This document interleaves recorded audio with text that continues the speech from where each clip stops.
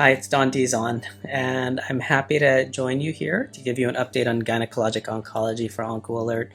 I think this was a really important multidisciplinary meeting for ASCO with a lot of important information presented, not only for medical oncologists, but also for surgeons. A couple of studies that I'd like to highlight looked at the role of surgery for women who had relapsed ovarian cancer, specifically those women who had relapsed 6 months or longer or had a platinum-sensitive recurrence.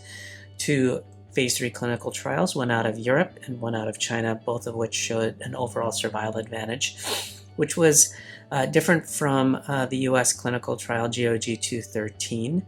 And in the discussion, Dr. Robert Coleman pointed out that perhaps the biggest difference as to why these were positive and the US study was negative had mostly to do with the fact that bevacizumab is part of the standard armamentarium for treatment of recurrent disease in the United States.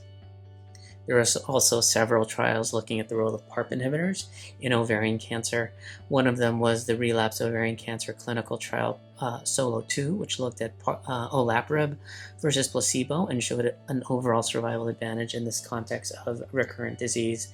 And then there was GY004, which showed that the combination of olaparib with the VEGF inhibitor cediranib showed outcomes equivalent to chemotherapy but not superior, and also with additional toxicities, which made it fairly significantly different from chemotherapy, but not less toxic.